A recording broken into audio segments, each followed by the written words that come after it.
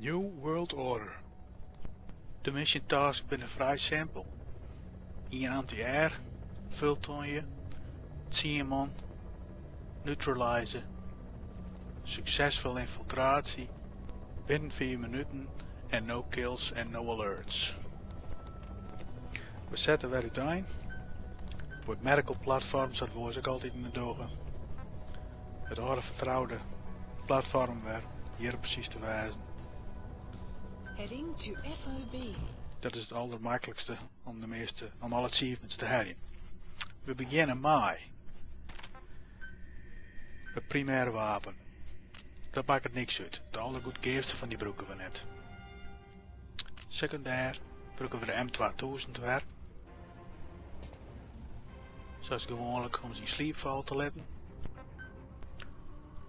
Als handgun broeken we het WU pistol level 7.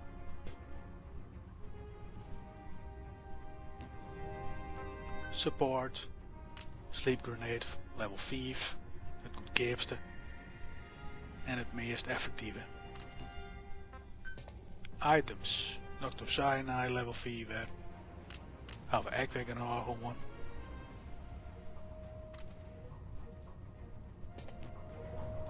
En tools, het allergoedkoopste filter device.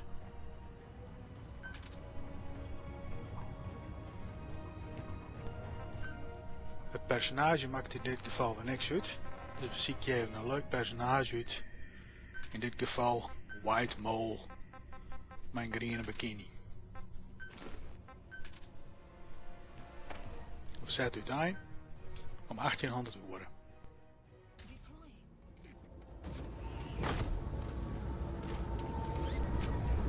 Op het eerste platform waar we omkomen, er rennen altijd 6 man.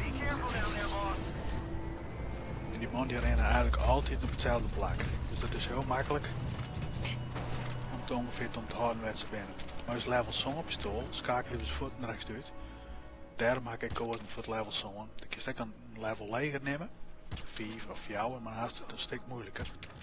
Een level 7 pak je niet een keer en dan haast alle size kun je uitschakelen. Dit wapen te broeken, dan kost het redelijk wat resources, maar als deze missie goed volbracht hast, dan krijgt het rijkelijk weer waarom. Dus zo'n resources hoeft het dan net te lezen. Dat geldt ook voor de sleep grenade. Dus daar hebben we gewoon kijken voor het merkelplatform, zodat die resources weer waarom krijgt. En dan komt het net in het reden te staan. 5 man als het filter je. En dat kan met al de goedgeefste filter device. Zodat dat gewoon het filteren het minste yield kwijt is. Dus de helft, de maximale helft doet in fout vindt.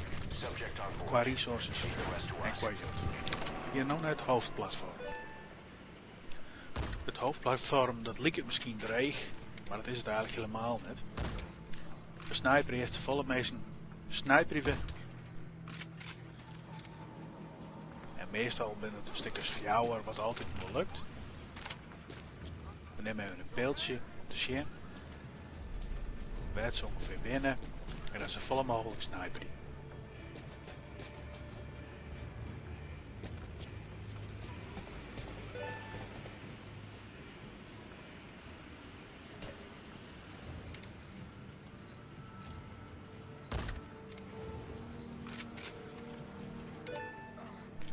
We moeten het zien, meestal in totaal, maar we daar lezen, dus die achievement die hebben we inmiddels al te pakken.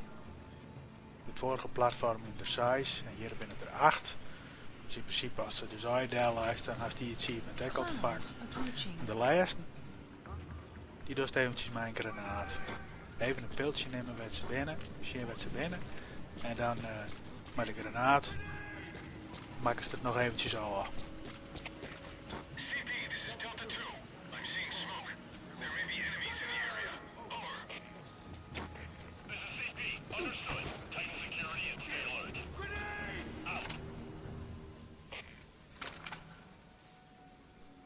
Hier heb ik de laatste te pakken.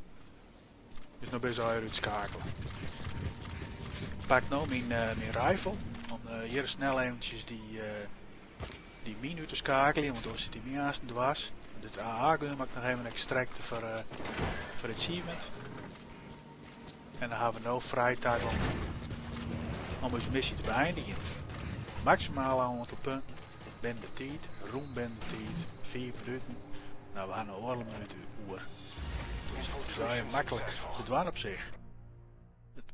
Misschien is het een beetje moeilijker Fab Event, maar als het er eigenlijk op aankomt, dan best er samen trainen. En is het misschien nog wel een van de makkelijkste en ik nog wel. Zeggen we nog even uit het aantal punten wat we halen. Hier halen we alle resources eruit die we gebruikt hebben, plus nog meer. Dus dit is altijd in de plus. Dat is ideaal. Dus met het grind dan haal ik nog meer resources. Bouw ik nog gewoon op. Dat is ideaal. Zien we nog even uit het aantal punten wat we halen in totaal. 14.887 is het maximale wat je halen kennen. En zo dus het Fab Event. Ik hoop dat je me wat hoorn ha en tot het volgende Fab Event.